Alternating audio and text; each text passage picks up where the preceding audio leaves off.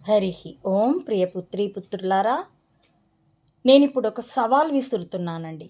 కూటమి నాయకులనబడే నేరగాళ్ళకి, నిందితులకి ఎక్కువ, నేరగాళ్ళకి తక్కువ.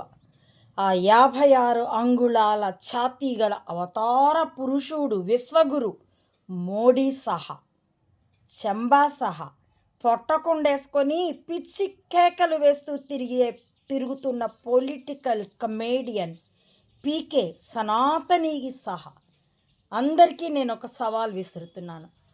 మోడీ, జమిలీ ఎన్నికలంటూ వేయడం కాదు, నీకు దమ్ముంటే, నిజంగా పురుషుడివే అయితే, చంబా నిజంగా మగాడివే అయితే, ఇదే మాటలు కదా మీరు అంటూ ఉన్నారు, అవే మాటలు ప్రయోగిస్తున్నాను.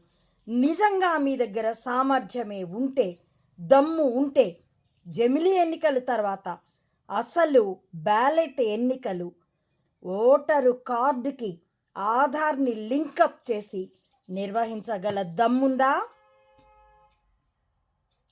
దమ్ము ఉంటే చూపించండి. అప్పుడు ప్రజా బలమేమిటో చూపిస్తాం.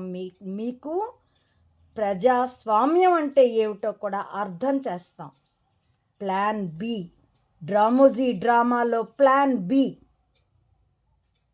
ఎప్పుడైతే పివి నరసింహారావు దిగిపోయాక బార్ గర్ల్ యాంటోనియో మైనో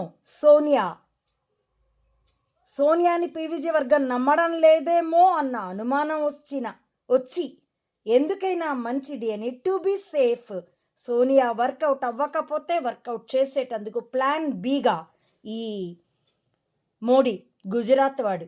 అందుకే 1996లో పీవీజీ దిగిపోతే 98లో ఇతడు హఠాత్తుగా రైజ్ చేయబడ్డాడు.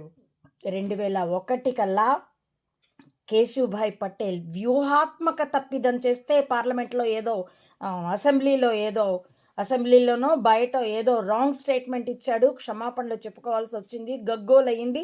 వ్యూహాత్మక తప్పిదం చేయింపబడి లేదా చేసి అతడు తొలగింపబడి ఆ స్థానంలోకి ఈ మోడీ అన్నవాడు వచ్చాడు. తదుపరి 6 నెలల్లో ఎక్కడో గెలిచాడో లేకపోతే ముందు గెలుచున్నాడో, మొత్తానికి మాత్రం 98లో అతడు అతడికి హైప్ ఇవ్వబడితే 2001 కల్లా సీఎం ఆఫ్ గుజరాత్, తర్వాత 2 సార్లు గెలిచి 3 పర్యాయాలు సీఎం ఆఫ్ గుజరాత్, ఇప్పుడు 3వ పర్యాయం పిఎం ఆఫ్ ఇండియా. సదరు మోడీ ప్లాన్ బిలో భాగమా? ప్రపంచం చేత కూడా గోకించుకున్నవాడా? ఇప్పుడు గోకేవాడు ఎవడూ లేక చంబా చంకలో దూరి ట్యాంపర్తో గెలిచిన అవతార పురుషుడా? నిజంగా నీకు సామర్థ్యము దమ్ము ఉంటే జమిలీ ఎన్నికల్లోనే అయినా సరే ఓటరు కార్డుకి ఆధార్ని లింకప్ చేసి బ్యాలెట్ ఎన్నికలు పెట్టండి. తేలుతుంది సత్యాసత్యాలేంటో, ప్రజాభిప్రాయం ఏమిటో, అసలు ప్రజాస్వామ్యపు విలువలేంటో. ఉందా దమ్ము? నేను ఈ సవాలు సామాన్యుల తరపున ఈ కూటమి రాజకీయ నేరగాళ్ళందరికీ విసురుతున్నాను. దమ్ముంటే స్వీకరించండి. It's a challenge from the common person of India, of the world.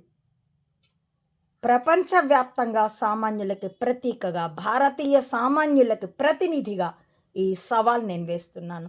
దీన్ని ఎవరు అనుసరిస్తారో, ఎవరు అనుసరించారో అది ఫలితం ఈశ్వర దత్తం, ఈశ్వరుడికి అంకితం. ఈ సవాల్ని స్వీకరించే దమ్ము కూటమి నాయకులకి ఉందా? It's my question and it's my challenge also. Hari Om ప్రియపుత్రి పుత్రులారా, నా ఈ వీడియోల కంటెంట్ మీకు పరిశీలనార్హం అనిపిస్తే, నిజమే పరిశీలించదగినదే అనిపిస్తే please like, share and recommend my channel to others as well. Subscribe it. Please support Ammaodi Mata Anantananda to spread the truth of either spying or spirituality up to the roots of this society as well. Support me financially also to win this war with wisdom as weapon. www. భావి తరాల కోసం మెదళ్లే ఆయుధాలుగా యుద్ధంలో పాలు పంచుకుంటూ మీరు ఈ సవాల్ని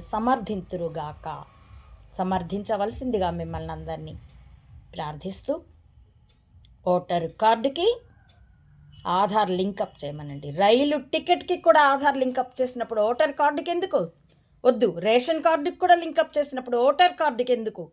దొంగలు ఊళ్ళు పంచుకునేందుకే కదా నువ్వు జమిలీ ఎన్నికలు చేస్తావో లేదో, కానీ ఓటు కార్డుకి ఆధార్ లింకప్ చేయమని అందరూ ఆ ఎన్నికల సంఘాన్ని, న్యాయ రంగాన్ని, రాష్ట్రపతిని, ముఖ్యంగా అవతార పురుషుడైన కూటమి నాయకుడు ఇప్పటి డొల్ల ప్రధానమంత్రిని ఛాలెంజ్ చేయుదురుగాక. చేయమని మిమ్మల్ని అందరినీ స్వాగతిస్తూ ప్రోత్సహిస్తూ థ్యాంక్ యూ ఫర్ వాచింగ్.